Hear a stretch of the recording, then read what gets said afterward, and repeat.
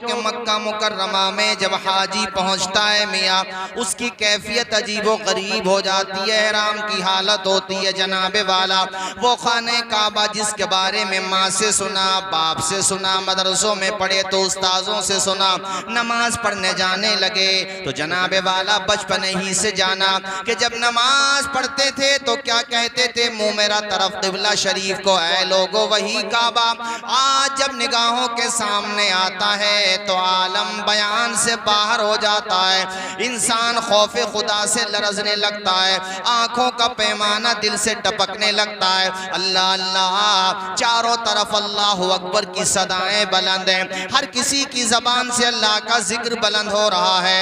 ऐ लोगो, बंदा तवाफ करता रहता है और जबान से कहता रहता है, लब्बैक अल्लाहुम्मा लब्बैक, लब्बैक ला शरीक लक लब्बैक, इन्नल हम्द वन निअमत लक वल मुल्क। ऐ लोगो, वो कितना प्यारा मंजर होता है, कैसा नूरानी समा होता है। सुभान अल्लाह, काबे की रौनक, काबे का मंजर, अल्लाह अकबर, अल्लाह अकबर, देखूं तो देखे जाऊं बराबर, अल्लाह आप भी पढ़िए, अल्लाह अकबर, अल्लाह अकबर, हमदे खुदा से तर है ज़बाने, कानों में रसे घोलती है अज़ाने, बस एक सदा आ रही है बराबर। पढ़े, अल्लाह अकबर। काले रंग के हों, गोरे रंग के हों, भारत के हों या किसी और मुल्क के हों, देखो कैसे दीवाना वार, सुभान अल्लाह, यहाँ आप बैठे रहते, जलसों में आंख से आंसू नहीं निकलता, और जब खाने काबा का बंदा दीदार करता है तो आंख में आंसू रुकता नहीं है। अल्लाह अल्लाह, वो रोता जाता है, वो खाने काबा को चिमट चिमट के भी रोते हैं। आई जी देखे होंगे आपने, कैसे बिलक बिलक के रोते, अपने गुनाहों को माफ कराते, उन्हें देखो तो रोना आ जाता, जिनको रोना नहीं आता उन्हें भी वहां जाकर के रोना आ जाता है, हर किसी की आंख से आंसू जारी हो जाता है। अल्लाह अकबर। याद आ गई जब अपनी खताएं, अश्कों में ढलने लगी इल्तिजाए, याद आ गई जब अपनी खताएं, अश्कों में ढलने लगी इल्तिजाए, रोया गिलाफे काबा पकड़ कर, अल्लाह के, पढ़िए सारे लोग, अल्लाह अकबर। और जनाबे वाला वो पत्थर जिसको कहते हैं जन्नती पत्थर, यानी हजरे अस्वद जो जन्नत का पत्थर है, सुभान अल्लाह, जिसकी तरफ हाथ यूं करो फिर चूम लो तो इस्तिलाम कहते हैं, वहीं से तवाफ शुरू हो जाता है, 7 चक्कर लगाए जाते हैं। अल्लाह ने बदन में ताकत दी, किसी को परेशानी नहीं, किसी को, खुद को भी ईज़ा में मत डालो, किसी को भी नहीं। अगर पहुंच सकते हो तो माशाअल्लाह उस प्यारे पत्थर को चूम लो, नहीं पहुंच सकते हो तो हाथ का इशारा कर दो। मियां हाथ का इशारा नहीं करते तो हाथ में तुम्हारे जो है उसका इशारा कर दो, मसलन असा का इशारा कर दो, वो चूम लो, वहीं से तवाफ शुरू हो जाता है। अल्लाह ताला ने इस पत्थर को ये ताकत अता फरमाई है कि ये पत्थर सामने वाले के गुनाहों को खींच लेता है।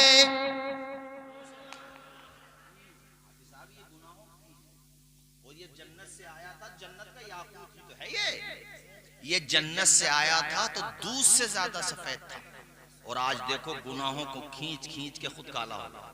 अब मैं ये कहता हूँ, जब जन्नती हजर की ताकत का ये आलम है तो जन्नती बशर की ताकत का आलम क्या होगा, है? भेजा है जन्नती से तुझको खुदा ने, चूमा है तुझको मेरे मुस्तफा ने। हमारे अल्लाह खुश रखे। मैं तो जितने लोग हज कर चुके उनसे भी कहता हूँ कि तुम दोबारा जाओ, जो नहीं कर चुके उनसे कहता हूँ यार हज की नियत तो करो। नियत करना काम तुम्हारा है, पूरा करना काम तो मेरे खुदा ही का है ना। यानी ये नहीं, उस पर कुछ वाजिब नहीं है, मगर उसका कर्म है, वो पूरा करेगा अपने कर्म से। भेजा है जन्नती से तुझको खुदा ने, चूमा है तुझको मेरे मुस्तफा ने, ऐ संगे असवद तेरा मुक़द्दर। अल्लाह अकबर, पढ़े अल्लाह अकबर, अल्लाह अकबर। देखा सफा भी मरवा भी देखा, रब के करम का जलवा भी देखा। देखा सफा भी मरवा भी देखा, रब के करम का जलवा भी देखा। देखा रवां एक सरों का समंदर। अल्लाह अकबर।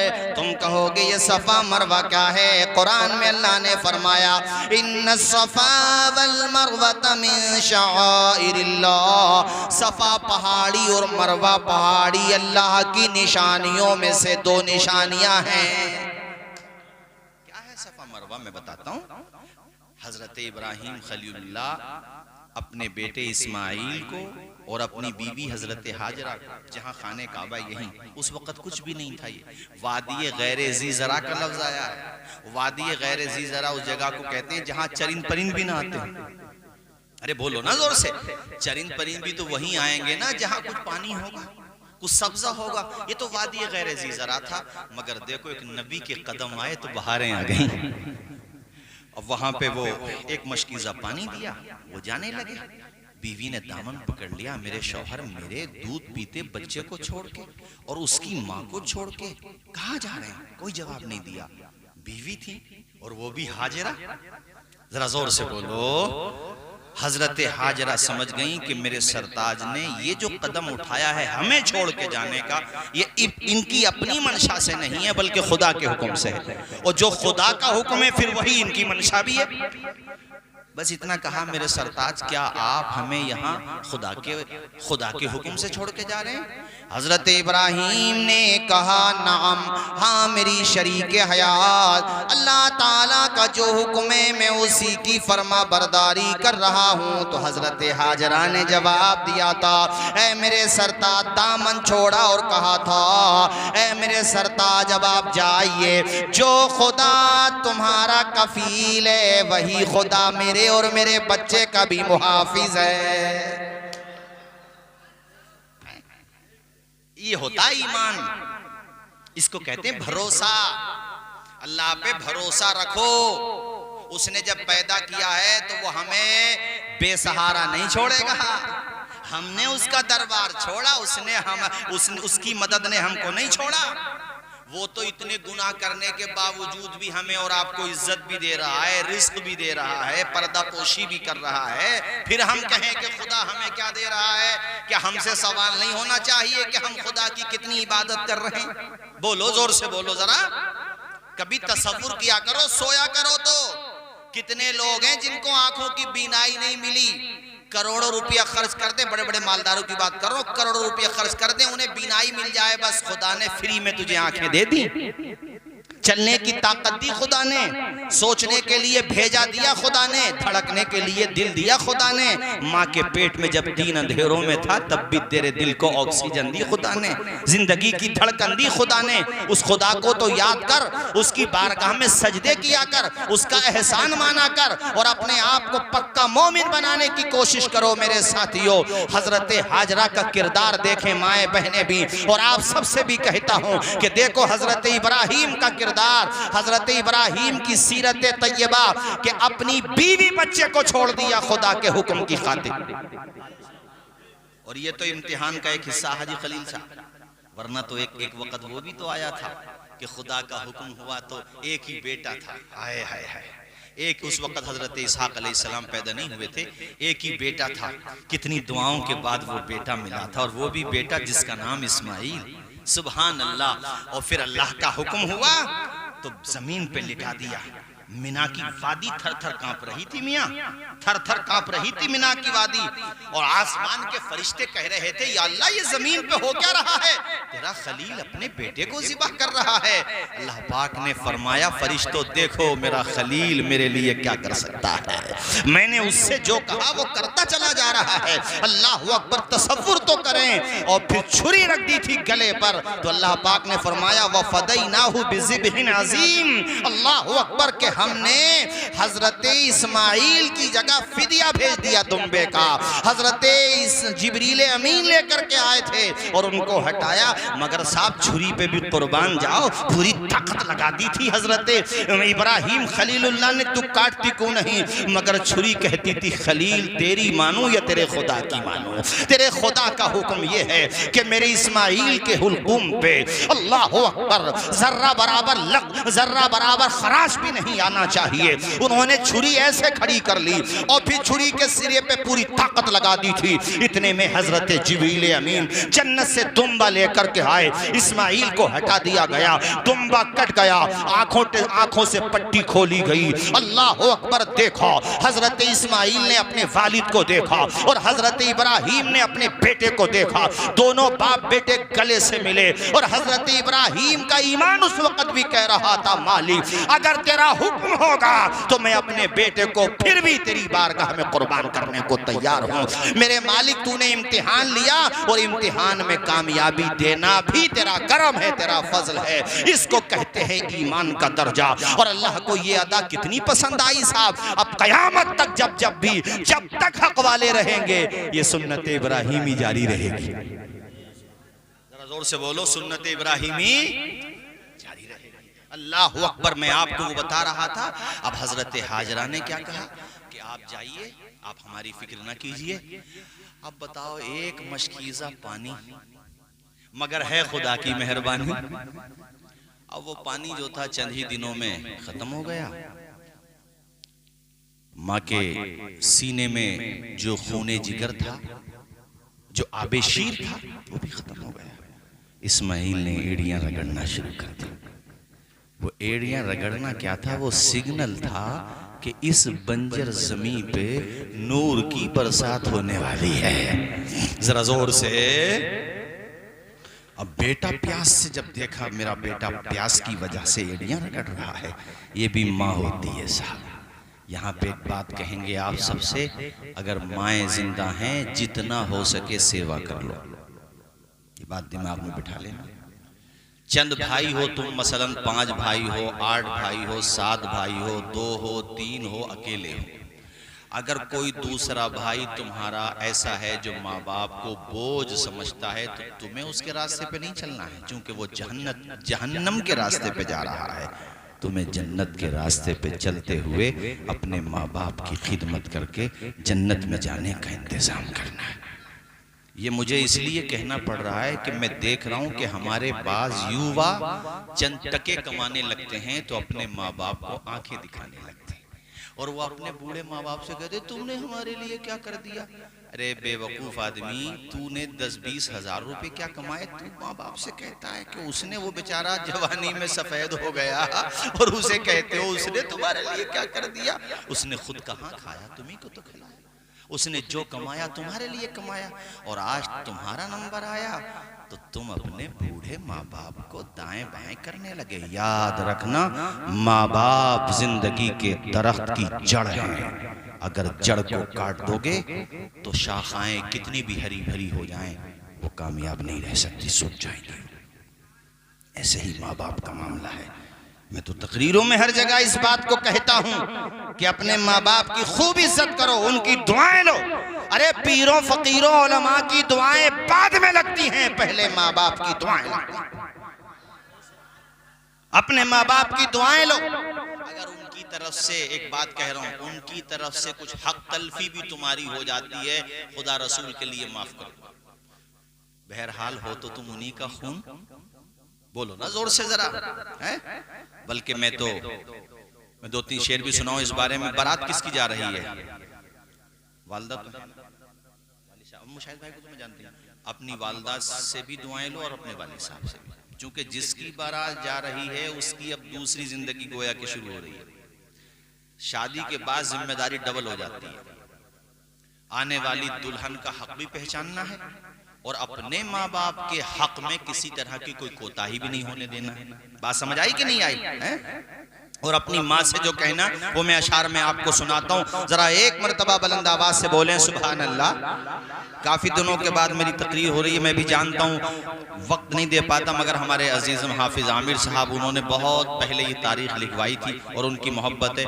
और वो तो खैर मेरे शागिर्दों में नहीं है, मगर मुझे अपना उस्ताद ही समझते हैं माशाल्लाह। मुशाहिद भाई तो खैर हमारे अपने, आप तो सब हमारे अपने हैं ही, कोई शक ही नहीं है। कलमा शरीफ पढ़े एक मरतबा, ला इलाहा इल्लल्लाह मुहम्मदुर रसूलुल्लाह सल्लल्लाहु अलैहि वसल्लम। ये बात मैंने इसलिए कह दी, बाद लोग सोचते हैं मौलाना तौसीफ साहब अपनी बस्ती में तो तारीख ही नहीं देते, तो तारीख लोगे तब न दूंगा यार।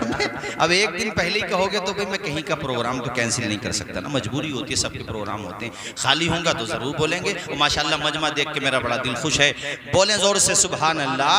प्यारी माँ मुझे को तेरी दुआ चाहिए, तेरे आंचल की ठंडी हवा चाहिए। पढ़े, प्यारी माँ मुझे को तेरी दुआ चाहिए, तेरे आंचल की ठंडी हवा चाहिए।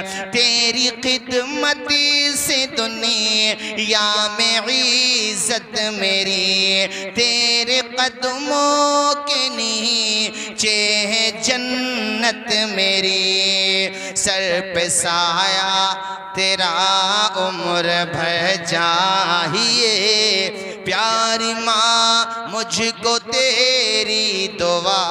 आप भी पढ़ दें जरा मेरे साथ, अच्छा लगेगा, पढ़ते रहेंगे। अरे आप में से जिनकी माएँ नहीं रही हैं यार, वो समझते होंगे कि माँ कितनी बड़ी हस्ती होती है, और जिनके बाप नहीं रहे वो भी इस बात को समझेंगे। सारे लोग मेरे साथ आहिस्ता आहिस्ता पढ़ते रहें। प्यारी माँ मुझे को तेरी दुआ चाहिए, तेरे आंचल की ठंडी हवा चाहिए। प्यारी माँ मुझे को तेरी दुआ चाहिए, तेरे आंचल की ठंडी हवा चाहिए। तेरी ममता के साए में फूलूं फलों, थाम कह तेरी उंगली में बढ़ता चलो। आसरा बस तेरे प्यार का चाहिए, प्यारी माँ मुझको तेरी दुआ चाहिए। प्यारी माँ मुझको तेरी दुआ चाहिए, तेरे आंचल की ठंडी हवा। और हजरत इस्माइल ने जब एड़ियां रगड़ी तो हजरत हाजरा, देखो माँ होती है यार, वो किसी ने कहा था कि नापने वालों ने समंदर की गहराई नाप ली, मगर आज तक कोई माँ की ममता का समंदर कितना गहरा है इसका पता कोई नहीं कर पाया आज तक। माँ ऐसी हस्ती होती। हजरत इस्माइल को यानी अपने बेटे को जब प्यास का एहसास चेहरे से जाहिर हुआ तो वो पहाड़ी थी, एक सफा की पहाड़ी थी, एक मरवा की। हमारे हाजी खलील साहब तशरीफ फरमा, अच्छा खासा फासला है, अच्छा खासा फासला है। तो देखो माँ ऐसी होती है, वो सफा की पहाड़ी से चलना शुरू होती, मरवा तक जाती, पलट के आती, सफा पे 7 चक्कर लगाए। और नोट करिएगा इस बात को कि जब चलती थी ना तो चलती उधर थी, देखती थी कि कोई काफिला नजर आए, कोई पानी मिल जाए, कहीं पानी का कुछ सुराग मिल जाए, तो इस दौरान जैसे देखती उधर, फिर एकदम देखती इस्माइल नजर आ रहे होते। जितने बीच में इस्माइल नजरों से होजल हो जाते, माँ की रफ्तार बढ़ जाती थी। अल्लाह अकबर। और अल्लाह को ये इतनी पसंद आई है अदा कि तू हाजी नहीं हो सकता अगर हजरत हाजरा की सुन्नत अदा नहीं करेगा। तो हाजी होना है तो अदा करनी पड़ेगी हजरत हाजरा की सुन्नत को, और सुन्नत भी अदा करना है, और चलना भी वैसे ही है जैसे हाजरा चली थी। जितने बीच में आहिस्ता चली हैं उतने में आहिस्ता चलो, और जितने बीच में वो तेज चली हैं उतने बीच में तेज चलो। सुभान अल्लाह। ये सफा मरवा वही पहाड़ी है जिसका जिक्र कुरान शरीफ में आया है, जरा मचल के बोलो सुभान अल्लाह। और जोर से बोलो। वही मैंने शेर पढ़ा था, देखा सफा भी मरवा भी देखा, रब के करम का जलवा भी देखा, देखा रवां एक सरों का समंदर, अल्लाह अकबर। यहाँ एक बात में बीच में मुझे याद आई, मैं आपसे कहना चाहता हूँ, चूंकि वक्त भी काफी हो गया, फिर कल के बारात भी जाना है, मैं ज्यादा लंबी नहीं करूंगा तकरीर, किसी और दिन रख लियो खलील भाई, मैं तो अपने घर का प्रोग्राम तो बस एक मुझे थोड़ा पहले बता दो, कभी भी रख लिया करो प्रोग्राम तो, लेकिन मशवरा करके रखो, अब टाइम भी काफी हो रहा। बस ये बात, मदीना और मक्का शरीफ जाने का मामला यानी हज का मामला तो यकीनन इस्तिताअत से है कि उतनी मालियत हो तब फर्ज होगा। फर्ज होने का ताल्लुक मालियत से है, जाने का ताल्लुक मालियत से नहीं है। दुनिया में, दुनिया तो छोड़ो, दुनिया का हिसाब अपना शहर संभल, जा करके देख लो कितने अरबों पति हैं, खरबों पति हैं, मगर जाना नसीब न हुआ।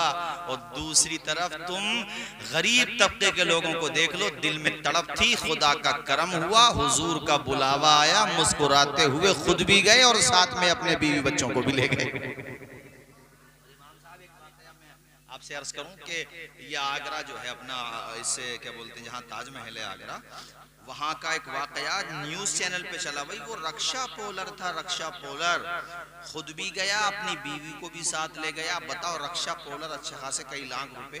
तो पत्रकार उसके पास पहुंच गए, भाई तुम्हारे पास इतनी मालियत कहां से आ गई? तो वो रोने लगा कि भाई मालियत का तो मुझे नहीं पता, लेकिन मैंने 2 वक्त खाना नहीं खाया, यानी 2 वक्त खाना हमारे घर अलग से नहीं बना, 1 वक्त का खाना हमने 2 वक्त खाया। परेशानी उठाई, लेकिन हम जो भी पैसा था जमा करते रहे, मेरे मालिक ने बरकत दी। बुलावा जब हुजूर का आता है, जाते हैं वहीं जिनको सरकार बुलाते हैं। हुजूर ने जब बुला लिया तो बेड़ा पार हो गया। पत्रकारों में ये बात चैनलों पे चली जनाबे वाला, जब वहां से बुलावा आया, कितने लोग हैं जो ये सोचते रहते हैं आइंदा साल जाएंगे, आइंदा साल जाएंगे, मगर मियाँ वो मदीने नहीं जा पाते, कब्रिस्तान चले जाते हैं। यार ए मेरे साथियों, अगर हज फर्ज है तो पहला काम ये है कि हज करो, हज अदा करो। ये फर्ज है जिंदगी में एक मर्तबा। और ये मैं औलाद से भी कहता हूँ, मसलन तुम 4 भाई हो, 5 हो, 6 हो, 7 हो, अगर तुम्हारे माँ बाप जिंदा हैं तो सारे भाई अगर 50-50 हजार रुपए, 25-25 हजार रुपए भी इकट्ठा करोगे तो ये सोच करके उन्हें हज करा दो कि हमारे माँ बाप ने हमें पाला पोसा, जवान कर दिया, तो हम चंद जवान भाई मिल करके अपने माँ बाप को हज क्यों नहीं करें? हमारे बैठे हैं अजीजम हशमत रजा, अभी 2 रोज पहले मैं इनके वहां गया तो इनके खलेरे भाई, तुम मेरे भाई थे, तुम्हारे कौन है, मामू लगते हैं, वो मुझे बता रहे, मुझे बड़ा अच्छा लगा। कह रहे थे वो हमारे अब्बा तो कहने लगे बेटा इस साल कुछ और काम है वो कर लो। मैंने कहा, वो बता रहे थे मुझे कि मैंने कहा कि अब्बा जी जिंदगी का क्या पता, आइंदा साल तक भी जिंदगी, मौत का नाम गाली नहीं कह आपने वो कहा भी जाता है, कुछ नहीं पता। कहा इसी साल हज करो। मुझे बड़ी खुशी हुई ये बात सुन के कि माशाल्लाह उन्होंने कोशिश की, और ऐसी बहुत सारी मिसालें हैं। तो ये मैं आप सबसे कह के जा रहा हूँ, कभी आप सोचें कि साहब किसी एक से, सबसे कह के जा रहा हूँ, चंद भाई हो जिन्होंने करा दिया माशाल्लाह। अरे तुमने हज कराया है, तुम्हारी माँ तो मुसल्ले पे यहाँ बैठ के तुम्हारे लिए दुआएं करती है, मक्का में जाकर तुम्हें भूल जाएगी माँ तुम्हें? वहाँ खाने काबा का तवाफ करेगी तो अपने बेटों को भूल सकती है माँ? कितनी दुआएं मिलेंगी तुम्हें माँ की, कितनी। और जनाबे वाला वो कैसे बिलक बिलक के अपने बच्चों के लिए दुआएं करेगी, जरा सोचो तो सही। इसलिए मैंने सबसे कहा है, जहां तक मेरा यह पैगाम जाए, कहता हूं कि पहला काम यह है खुद हज करो। और जनाबे वाला अगर तुम्हारे माँ बाप ताकतवर हैं, चल फिर सकते हैं, तो उन्हें हज करा दो, ये उनका तुम्हारे ऊपर हक है। इरादा करो, इरादा तो करो। मैंने क्या कहा, इरादा करो। न दौलत देखी जाती है, न सरवत देखी जाती है, न दौलत देखी जाती है न सरवत देखी जाती है, वहाँ तो मांगने वालों की नियत देखी जाती है। अल्लाह अल्लाह, जनाबे वाला तुमने हज कर लिया, सुभान अल्लाह सुभान अल्लाह, हाजी हो गए। उसके बाद जनाबे वाला यानी मक्का शरीफ के सफ़र से फारिग होने के बाद आप मदीना शरीफ जाते हैं, सुभान अल्लाह। आंखें तरसती रहती हैं, इंतज़ार करती रहती हैं। अच्छा, जिन लोगों की फ़्लाइट सीधा मदीना एयरपोर्ट पे जाती है, वो जैसे उनको पता चलता मदीना एयरपोर्ट पे जनाबे वाला हम अंदर आ चुके हैं, तो एकदम से, मगर वहाँ आधा पौन घंटा नहीं बल्कि 1.5 घंटा लग जाता तकरीबन। वहाँ पे जनाबे वाला जो भी फॉर्मेलिटीज़ हैं वो पूरी होती हैं। उसके बाद जब जनाबे वाला ज़ाहिर मदीना मस्जिद में बैठता है या वो उधर मक्का से हज करके आ रहा है, बस दिल की धड़कनें तेज़ होती हैं कि किस तरीके से मदीने शहर में दाखिल हो जाएं। बताओ हाजी साहब, जब मदीने में दाखिल होते हैं तो हर ज़ाहिर मदीना की निगाहें चारों तरफ को तलाश करती हैं कि किसी तरह से हुजूर का रोज़ा नजर आ जाए। बोलो, जोर से बोलो ज़रा, अल्लाह अल्लाह। फिर वो हुजूर का रोज़ा नजर आ जाता है, सुभान अल्लाह। वो सफ़र भी जैसे जैसे मदीने की तरफ बढ़ रहा था, उसकी जो कैफियत हो रही थी, बड़े पुराने अशार हैं मगर दिलों में उतर जाते, मैं सुना देता हूँ। मदीने शरीफ की मोहब्बत में झूम के बोलो या रसूल अल्लाह, और झूम के बोलो, ज्यादा देर की तकरीर नहीं है, झूम के बोलो या रसूल अल्लाह। फासलों को तकल्लुफ है हम से आ गए, हम भी बेबस नहीं, बेसहारा नहीं, खुद उन्हीं को पुकारेंगे हम दूर से, रास्ते में गए पाँव थक जाएंगे, हम मदीने में तन्हा निकल जाएंगे, और गलियों में कसदन भटक जाएंगे, ढूंढते ढूंढते लोग थक जाएंगे, जैसे ही सब्ज गुंबद नजर आएगा, जिंदगी का करीना बदल जाएगा, सर झुकाने की फुर्सत मिलेगी किसे, खुद ही पलकों से सजदे टपक जाएंगे। बोलिए झूम के अल्लाह अल्लाह सुबह। अच्छा, वो वहाँ पे होटल पहुँचते हैं, होटल पहुँचने के बाद मैंने तो ज़्यादातर लोग ऐसे ही देखे, मैं किसी के बारे में बदगुमानी क्यों करूँ। रूम में सामान रखा, हर कोई ये सोचता है कि नहाकर नए कपड़े पहन के खुशबू लगा के हुजूर की बारगाह में सलाम पेश कर लेते हैं। जरा झूम के बोलो, और हुजूर की बारगाह में अल्लाह अकबर, कैसी मुबारक जगह है, किस्मत वालों को देखने को मिलती है। मैं तो साफ साफ कहता हूँ, किसी ने दौलत कितनी कमा ली हो, उसने मक्का मदीना न देखा तो क्या देखा। अरे बोलो यार, क्या देखा।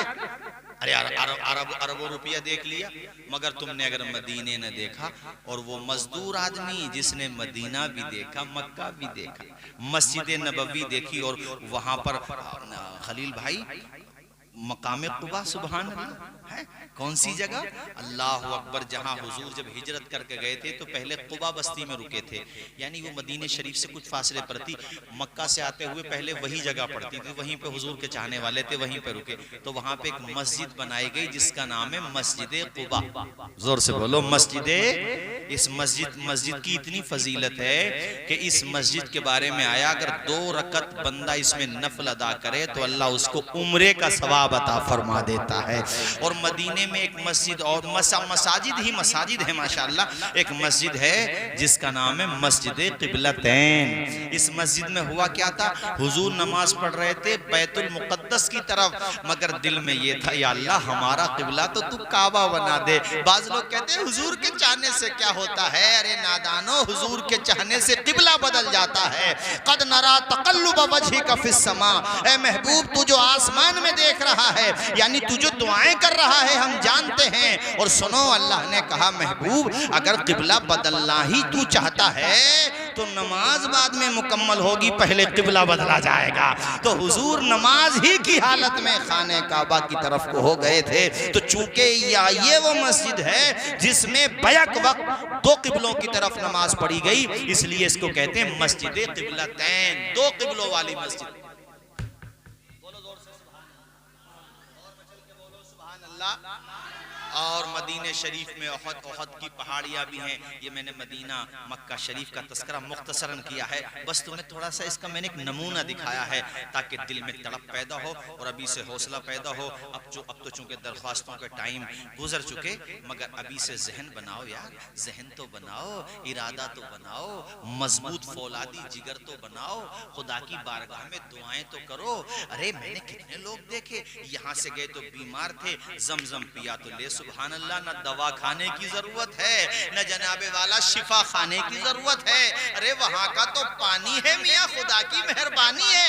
दुनिया में किसी कौम के पास इस पानी का जवाब नहीं है जिसको कहते हैं जमजम शरीफ। अल्लाह ने ऐसा पानी अता फरमाया। और बताओ किसके कदम की बरकत है? इस्माइल के कदम की बरकत है। टनो पानी मियां, कैसा टनो यार, गिनतियां भी नहीं आती मुझे तो वहां तक, चूंकि गिनतियां तुम्हारी टूट जाएंगी मगर जमजम की बरकत खत्म नहीं हो सकती है। ऐसा बाबरकत पानी है, दुनिया का कोई भी पानी हो तुम चंद महीने तक फ्रीज में रख करके देख लो, उसके अंदर बदबू पैदा हो जाती है। मैं तो कहता हूं फ्रीज में भी जो सबसे ऊपर वाला हिस्सा जिसको फ्रीजर कहते हैं उसमें रख लो यार, जमा लो पानी को जनाबे वाला, उसमें तुम पूरा इत्रदान भी रख दो तब भी बदबू पैदा हो जाएगी। मगर जमजम तेरे सदके जाऊं, ए जमजम के मुकद्दस चश्मे तुझ पे हमारी जिंदगियां कुर्बान हो जाएं। तू कैसी निशानी है मेरे परवरदिगार की कि उस जमजम को तुम 1 महीने नहीं, 2 महीने नहीं, 12 महीने नहीं, 24 महीने नहीं, मियां साल हा साल रख लो। टेस्ट बदलना तो दूर की बात है, उसका जायका यानी टेस्ट बदलना तो दूर की बात है, उसकी बू भी नहीं बदलती। जिस नियत से पियो वही पूरी होती है। बताओ होती है कि नहीं? अरे बोलो होती है कि नहीं? हाँ अल्हम्दुलिल्लाह। हमारे खलील भाई कह रहे हैं कि मैं तो पानी पी के, क्या कह रहे हैं जोर से कह दो, जवान हो गए माशाल्लाह। अल्लाह खुश रखे हमारे बड़ी माशाल्लाह। और मैंने जिस वक्त ये हज पे जा रहे थे उस वक्त माशाल्लाह दिली मोहब्बत है उलमा से। हमसे क्या मोहब्बत है भाई, हम बस यही तो मोहब्बत है कि हम आपको जितना अल्लाह ने हमें अपने करम से वो तौफीक देने वाला है, उसके अलावा वो मैं शेर पढ़ा करता हूँ कि सब आपकी मोहब्बत की इनायात है, वरना मैं क्या, मेरा दिल क्या, मेरा अंदाज़े जुनूं क्या। बस वही। अरे फिर कभी खलील भाई औरों का भी ख्याल रखो अजीज, उतना ही रखो कि दिल बहल जाए, अब इतना भी ना चाहो कि सुबह को बारात निकल जाए। इंशाल्लाह फिर कभी इंशाल्लाह सुनाऊंगा, आप क्यों परेशान हो रहे हो, किसी और दिन अपनी मस्जिद में रख लेंगे प्रोग्राम इंशाल्लाह। इमाम साहब ने बड़ा शानदार खिताब किया, मैं तो थोड़ा सा आ रहा था, सुन रहा था, आवाज़ भी बहुत अच्छा है माशाल्लाह, खिताब भी अच्छा करते हैं। अल्लाह ताला इल्म में उम्र में बरकतें अता फरमाए। और ये जो नाज शरीफ पढ़ने आए हैं ये बेहतरीन आलिम भी है माशाल्लाह, बेहतरीन आलिम है। और ये तो वक्त कम था वरना बहुत खूबसूरत पढ़ते हैं और माशाल्लाह पढ़ा भी। ये हमारा अभी छोटा बच्चा ये भी अच्छा पढ़ रहा था। एक मरतबा कलमा पढ़ने सारे लोग ला इलाहा इल्लल्लाह मुहम्मद रसूलुल्लाह। आखिर में भाई मैं आपसे एक बात कहूं फिर मैं तकरीर खत्म करूं। देखो जिसकी भी बार आ जाए, चूंकि कल को आपकी जानी है इसलिए आपसे कह रहा हूं, बहुत सारे बेचारे वेटिंग लिस्ट में पड़े हुए हैं, इनसे भी कह रहा हूं, ये नौजवान लड़के बड़े हंस रहे वेटिंग लिस्ट के नाम से। अरे नंबर तुम्हारा भी आएगा, सब्र करो, सब्र करो, मगर याद रखो निकाह का वक्त आए, शादी का वक्त आए तो यही काम करना जो मुशाहिद भाई के साहबजादे ने किया और उनके वालिद साहब ने किया। दूसरा अगर काम किया तो सोच लेना सिकंदरपुर में तुम्हारी खैरियत नहीं। अल्हम्दुलिल्लाह इतनी तो लाठी में जान है, क्यों भाई इमाम साहब, सिकंदरपुर में, बल्कि मैं तो ये देखता हूँ कि पूरे इलाके में अल्लाह का शुक्र अदा करता हूँ, शायद कोई इक्का दुक्का निकल जाता हो, वरना मुझे नहीं लगता कि अब ये हमारे वहाँ तूफान बदतमीजी है। मैंने तो एक जगह बताया, एक खैर किसी शहर का नाम नहीं लेना चाहिए, एक जगह बताया मैंने, वो कह रहे थे हजरत यार यहाँ तो भाई मानते नहीं, ये नौजवान लड़के जो हैं 14 साल से 25 साल तक के, हजरत ये तो कंट्रोल से बाहर हैं, ये तो मानते ही नहीं। तो मैंने इस बात पे मैंने कहा यार हमारे इलाके में तो माशाल्लाह अल्लाह का लाख लाख शुक्र है, शादी हो या कोई भी खुशी का मौका हो, सब हुजूर का जलसे ही करते हैं। सुभान अल्लाह। ये बात है कि नहीं? अपने इलाके में एक का दुख का कोई कर ले तो उसका अलग बात है, पर काम ये होता। मैं भी जो कह रहा था वो बताऊं, देखो जितने भी लड़के हैं आपके साथी, मसलन बहनोई हैं, रिश्तेदार हैं, ये हमने कई जगह बताया और लोगों ने माशाल्लाह अमल किया।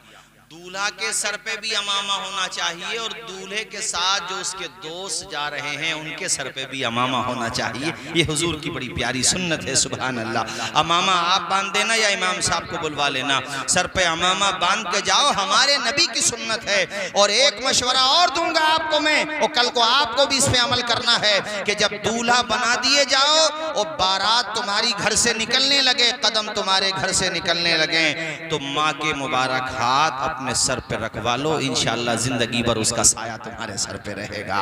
और अपने बाप के हाथों को चूम लो, क्योंकि आज जो तुम्हें खुशी का ये मौका मिला है, न जाने माँ ने कितनी दुआएं की हैं इस घड़ी को देखने के लिए, न जाने कितनी मर्तबा उसकी आंखों से आंसू निकले हैं। या अल्लाह, वो दिन भी आए कि मैं अपने लख्ते जिगर के माथे पे शादी का सेहरा देख सकूं। तेरे बाप ने जब भी मोहल्ले से किसी की बारात को जाते हुए देखा, किसी के बेटे को दूल्हा बनते हुए देखा, उसके माथे पे शादी का सेहरा देखा, वो जनाबे वाला हारों का हार देखे उसके गले में, उसके दिल में भी ये तड़प होती थी, उसके दिल की अंजुमन में भी ये ख्यालात उमड़ते थे कि मालिक वो दिन आए जब मेरा बेटा भी दूल्हा बन रहा हो और मैं उसके साथ बारात में जा रहा हूँ। ये बात इसलिए कह रहा हूँ कि बहुत से दूल्हे ऐसे भी तो होते हैं कि जिनके घर वाले भी होंगे, रिश्तेदार होंगे, फूफी फूफा होंगे, खालाएं खालू होंगे, जनाबे वाला चाचा और चाचियां होंगी, ताया और जनाबे वाला पूरा परिवार होगा, रिश्तेदार होंगे, ददियाल वाले भी, ननिहाल वाले भी,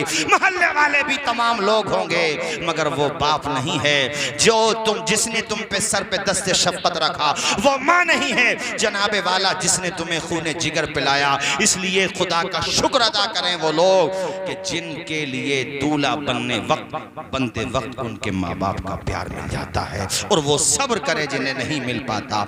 उन्हें क्या करना है, ये तो मैंने उनके लिए बता दिया जिनके माँ बाप जिंदा हैं कि वो सर पे हाथ रखवाएं, हाथ चूमे फिर निकलें। जिनके माँ बाप फौत हो गए, दोनों या दोनों में से एक, मसलन माँ हैं, बाप फौत हो गए, बाप हैं, माँ फौत हो गई, तो मैं एक बात कहता हूँ, देखो भाई, बारात बस्ती से बाहर बाद में जाना चाहिए, पहले उनकी कब्र पे जाके सूरह इखलास पढ़ के फातिहा पढ़ना चाहिए। बोलो मेरा मशवरा सही है कि नहीं? बोलो यार। फर्ज वाजिब तो नहीं है मौलाना हसीब साहब, मगर मैं ये कहना चाह रहा हूँ कि उनकी रूहों को ये मसरत हो, मालिक तूने औलाद दी तो ऐसी जो फर्मा बरदार औलाद है, वरना उनकी रूहों को कहीं ना कहीं ये ठेस रहेगी कि बेटे खुशी के मौके पे अपनी माँ को भूल गया, खुशी के मौके पे अपने बाप को भूल गया। मसलन तुम में से किसी का जवान भाई दुनिया से चला गया, तो ऐसा भी ना हो, क्योंकि भाई को भी बड़ी खुशी होती है, अपने भाई के माथे पे सेहरा देखना चाहता है, लेकिन जवान भाई था, अपने भाइयों की शादी न देख पाया। या मसलन जवान बहन थी या किसी भी उम्र की बहन थी, वो होती तो कितनी खुश होती यार। बहनों को बड़ी हसरत होती है अपने भाइयों के माथे पे सेहरा देखने के लिए, तुमने देखा होगा, यही वजह होती है। ये मैं बात बचपने में सोचता था, अपनी बस्ती तो है ये सिकंदरपुर, मैं ये सोचता था कि जब ये सर पे सेहरा बनता है तो माएँ भी रोने लगती हैं, बाप भी रोने लगता है, बहनें भी रोती हैं, भाई भी रोते हैं। आखिर ये तो खुशी का मौका है, सब क्यों रो रहे हैं? मगर जब शऊर आया, समझ आई, तो समझ में आई ये बात कि ये रोना गम का रोना नहीं होता, ये खुशी का रोना होता है। सबके जहनों में ये बात होती है कि हमारे चश्मो चराग, आज तेरे कांधे पे जिम्मेदारी है, शादी के बाद रवैयों में बदलाव ना आने देना, अपने आप को जैसा है वैसा ही रखना। ऐसा ना हो कि शादी हो गई तो फिर नजरें बदल गई तो नजारे बदल गए, कश्तियां क्या बदली के किनारे बदल गए। ए बेटे, तुझे सबकी जिम्मेदारी को निभाना है। और यहाँ आखिर में जाते जाते ये भी कह दूं मैं कि आने वाली दुल्हन के भी हुकूक होते हैं। जाहिर है हम सबके घरों से बारातें भी जाती हैं और बेटियों की डोलियां भी जाती हैं। इसलिए किसी की भी धी बेटी हो उसको चैन सम्मान दो, इज्जत दो। ऐसा भी न हो कि कभी उसको ये एहसास हो कि ये लोग सिर्फ दौलत के लालची हैं। मसलन बात बात पे ताने देना या किसी तरीके की बात करना, ये सब ना सोचो। आदमी को आदमी दे इससे भला नहीं होता है, भला तभी होता है जब पैदा करने वाला खुदा अता फरमाता है। और दुल्हन आती है तो अपना नसीब भी तो साथ लाती है ना यार वो। और एक बात मैं आपको बताऊं, ये तो आदमी की सोच है।